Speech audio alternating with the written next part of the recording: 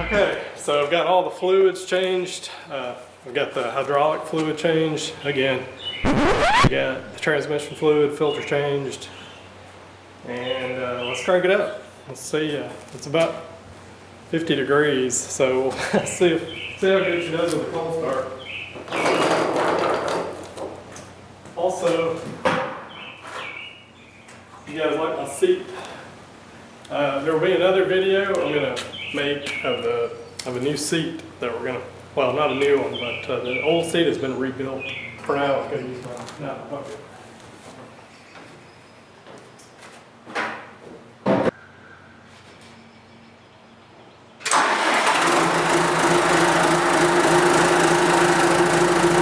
If you guys have been following my last couple of videos, you've noticed that I've picked up a John Deere 310 Super E. I have been trying to tackle some of the major issues with it, one of which is a pretty major leak on the valve bank for the backhoe section. And I call this video a nightmare because I have had to take the valve bank off. I took it to a hydraulic shop, replace all the O-rings, which they replaced some of them. I put it back on. It ended up having a sticky spool, which was just unacceptable, so I had to take the valve bank back off. I should have checked that before I put it on. They should have checked it on their bench before they gave it back to me. But anyway, I had to take it back to them to get it fixed. They found a bent spring, which I'll talk about later in the video, and then I got it back on for a second time, and then it was still leaking. Stay tuned for the rest of the video to find out. Alright, so we're about to take this valve bank off. I think there are 12 hoses total. I like my wrench. I had to cut the end of this wrench off to fit in a toolbox on another tractor. So I had this stub left and I just welded it to this bar stock. Alright, so let's get started. Alright, now this thing was on here tight, this big fitting in there was on there super tight. I couldn't, even these big wrenches, I couldn't budge it, so I had to use this big pipe wrench, and I still couldn't do it even with a pipe wrench, so I stuck a pipe on it, and it finally just popped. Alright, so working on the valve bank. Some of these are just super easy to get off. It doesn't even require 2 wrenches.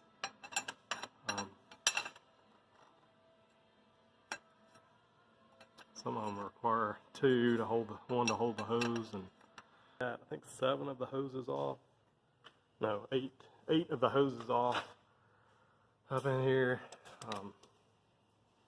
The big one's loose. That little one, I guess that's the inlet, and then the 2, 4, 6. One left over there, and then 2 on the side, I guess, for the outlet. And I'm trying to label these as I take them off. Got all the hoses off, all 12 of the hoses, and the big fitting there, and this little fitting here. Now to get this bank off, there's 4 bolts holding it on. There's one back there, and then there's one down here behind this elbow, so I've got to get this elbow off. The other side, the bolt is missing, and then there's just a bolt on the top. And then you take this panel, this floor pan cover off, and it's pretty easy to access the nuts. Let's see if I can get a light. It's pretty easy. It's just a nut right there to hold while you unscrew it. And I'm gonna try an attempt to get this out of here myself. I may need to call in some reinforcements, but we'll see how it goes. Got the valve out, or got the valve bank out. It goes right there. I kind of clean in here a little bit now. But man, the thing was super heavy. I mean, I'm guessing 60 to 80 pounds, and we tried to clean it up real good with gas and degreaser. But anyway, it's ready to go to the pump shop. So I'm not going to tackle this myself. I'm going to take it to a pump shop, have them put all new O-rings in it. So Stay tuned. Okay, we're out here with the 310. I got the valve bank, all the hoses back on. My dad and brother came over to help me get it hooked up, and I got a new line on it. Not much, but the top of the spools are nice and dry. And before, when it was off, I could do that, and this thing would squirt. This thing would just squirt oil out those bottom return to center spring caps. Alright, one thing I did not show on this video was that the far right spool was sticking bad. It would not return to center, so I could swing over. It was the swing spool. I could swing over and it would not return. I had to manually pull the lever back to center to get it to stop. So I didn't mention it in this video. I think I was just in denial. The reason why I couldn't talk about it is because I knew that I was going to have to take that valve bank back off again, drain all the fluid that I had just filled, take all the hoses back off, and recruit help again to pull this valve bank back off. So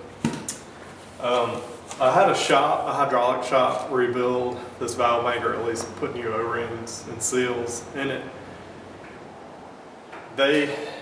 It seemed as though they fixed the leaks, but they didn't check. What I was so frustrated with was because I was paying somebody to do this, I didn't want to have to go through having a problem and taking it back off again. Which I know you can't guarantee, but still.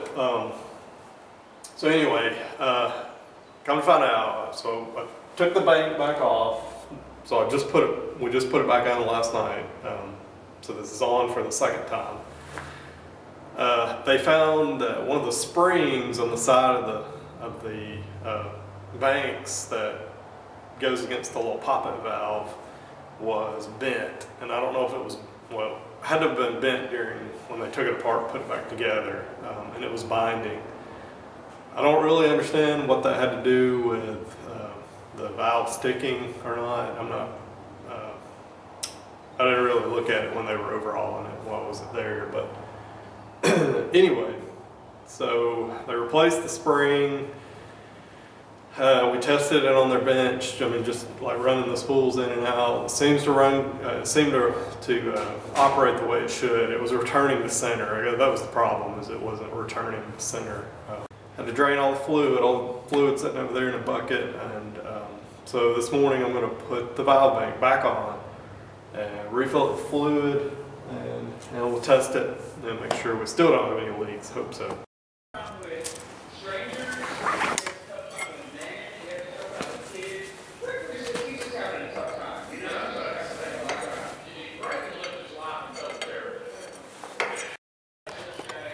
Alright, so all the hoses are back on, ready to top it up with fluid. Okay, let's put the hydraulic fluid back in.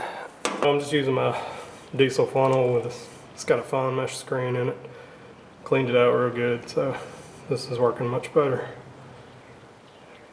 And I should be able to see from that screen what it caught.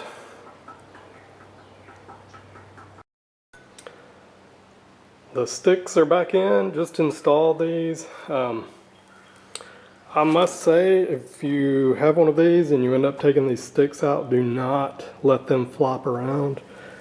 Especially, I guess, if they're old. What ended up happening to mine was when I took them off, they kind of, you take these little levers, these little push rods off. The sticks can kind of swivel in these ball joints. There's a ball joint right there. And if these are kind of old and decrepit, if they go past a certain point, they will pick up garbage and it will get lodged in there and it will freeze up. So that was another problem I had on top of the sticky valve. So I ended up having to put a new ball joint in this side over here.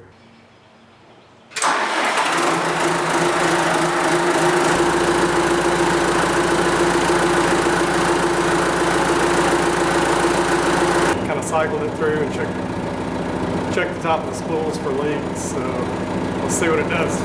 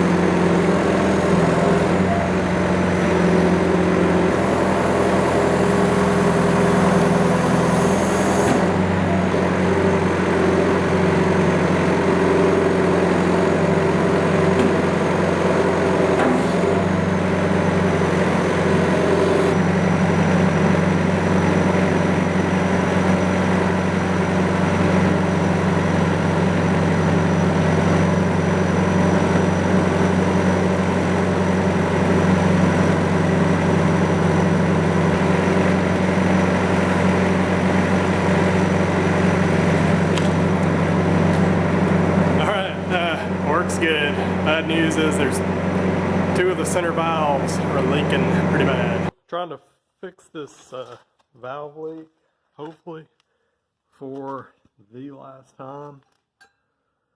The 2 center pressure relief valves, this one and this one, are leaking, and the pump shop, for whatever reason, or the hydraulic shop for whatever reason, didn't replace the seals in these things. So I guess, you know, if it's not leaking, I guess they don't touch it. Little yellow bags. We like yellow bags. So this is the seal for the pressure relief. Anyway, we're about to take it out. I've got 2 that are leaking, so let's hope this fixes it.